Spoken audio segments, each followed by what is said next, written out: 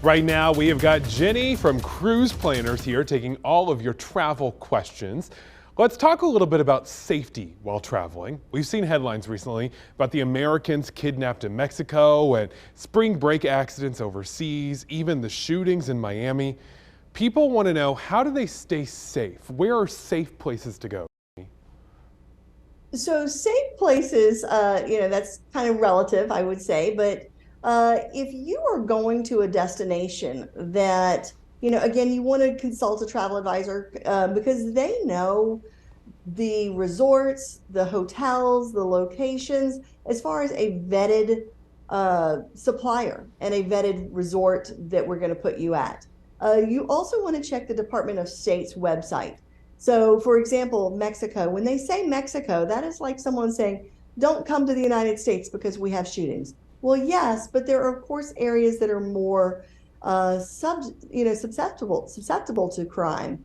But in Mexico, for example, when you're talking about the resort area, that Quintana Roo was not even mentioned as far as one of the places not to go. So, but unfortunately, it comes out and they say, "Oh, don't go to Mexico." So you really do have to, keep that in mind when traveling. I think the biggest thing is if you're going international, make sure that someone outside that's not traveling with you that does have a copy of your passport.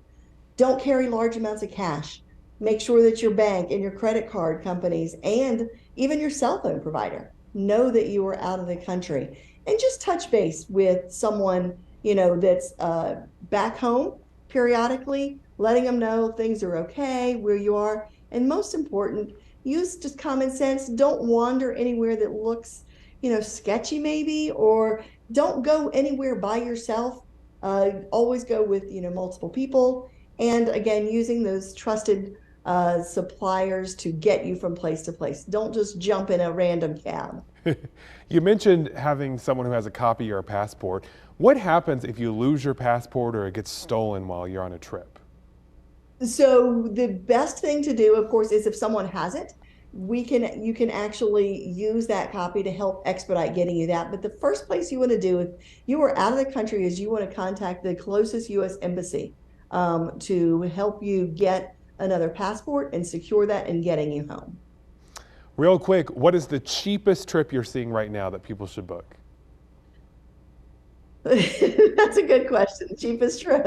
Again, cruises are actually really pricing well right now. But I think what people don't understand is they're looking for that last minute deal. Or I hear people say, well, 5 years ago, I paid XYZ. Well, yes, but 5 years ago, your gas wasn't what it is and your eggs weren't what they are. So just like everything, demand pricing has increased on travel.